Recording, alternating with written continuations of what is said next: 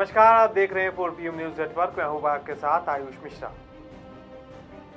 कहते हैं राजनीति में ना तो कोई किसी का दोस्त होता है और न कोई दुश्मन, और राजनीति में कल क्या हो जाए ये किसी को नहीं पता होता, क्योंकि ये राजनीति की माया है जो कुछ भी करा सकती है। ऐसा हम इसलिए कह रहे हैं क्योंकि ऐसा ही कुछ उत्तर प्रदेश में भी देखने को मिल रहा है। मध्य प्रदेश विधानसभा चुनाव के दौरान सपा और कांग्रेस के बीच शुरू हुई सियासी टसल अब कम होती नहीं दिख रही है, क्योंकि एमपी विधानसभा चुनाव में कांग्रेस ने सपा को सीट नहीं दी। सपा ने अकेले चुनाव लड़ा और अखिलेश यादव ने जमकर चुनाव प्रचार किया और कांग्रेस पर हमला बोलने से भी पीछे नहीं हटे। इस दौरान सपा और कांग्रेस के रिश्तों में भी खटास आई और उसका असर अब उत्तर प्रदेश की सियासत में भी देखने को मिल सकता है।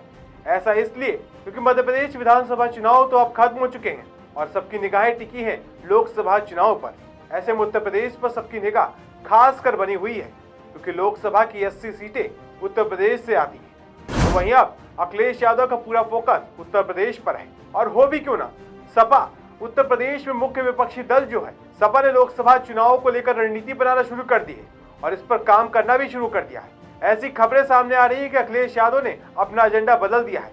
अखिलेश यादव के एजेंडे में कांग्रेस का साथ नहीं है, लेकिन उनका फोकस सपा की चुनावी तैयारियों पर है। इसी तैयारियों की पहली कड़ी मजबूत और जिताऊ प्रत्याशी की तलाश है, जिसको लेकर सपा के अंदर कई महीनों से मंथन चल रहा है। ऐसी खबरें हैं कि अखिलेश यादव मध्य प्रदेश विधानसभा चुनाव के दौरान कांग्रेस से हुई तनातनी के बाद एकला चलो के मूड में है। ऐसा इसलिए क्योंकि अब उनकी नजरें उन लोकसभा सीटों पर हैं जिन पर कांग्रेस की भी नजर है। अखिलेश यादव ने अब उन सीटों पर चुनावी तैयारियों के लिए पार्टी की बैठक बुलाने का निर्णय भी कर लिया है। ऐसी खबरें हैं कि दिसंबर के पहले हफ्ते में इस तरह की बैठकों का दौर भी शुरू हो जाएगा, जिसमें चर्चा की जा सकती है कि किसे चुनाव लड़ाया जाए और किसे नहीं। जानकारी ये भी निकल कर आ रही है कि समाजवादी पार्टी एक सर्वे करा रही है, जिसमें चुनावी मुद्दों के साथ साथ बेहतर प्रत्याशी के बारे में पता लगाया जा सके। गौरतलब है कि अखिलेश यादव ने 2 महीने पहले चुनावी तैयारियों को लेकर बैठक शुरू की थी। लखनऊ के पार्टी ऑफिस में हर दिन 1 या 2 सीटों पर चर्चा हुई थी, जहां पर सपा मुखिया अखिलेश यादव ने यूपी में 65 सीटों पर चुनाव लड़ने के संकेत दिए थे और समाजवादी पार्टी गठबंधन दलों को 15 सीट छोड़ने की बात कही थी। वहीं इस दौरान अखिलेश यादव ने यह भी संकेत दिए थे कि गठबंधन पे बात नहीं बनी तो सपा 80 सीटों पे अकेले चुनाव लड़ने को तैयार है। तब अखिलेश यादव ने उन लोकसभा सीटों के नेताओं को नहीं बुलाया था जहां पर कांग्रेस के चुनाव लड़ने की संभावना है।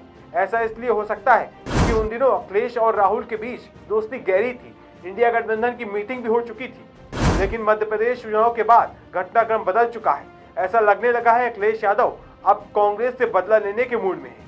इसी के चलते अब उन्होंने इन सीटों पर भी मंथन करना शुरू कर दिया है। वहीं लोकसभा की कुछ सीटें ऐसी भी हैं जहां अखिलेश यादव अभी वेट एंड वॉच के फॉर्मूले पर चल रहे हैं। इन सीटों पर उनकी नजर बीजेपी पर है। अगर बीजेपी इन सीटों पर अपने सांसदों के टिकट काटे तो वो झट से अपने उम्मीदवार बना सकती है।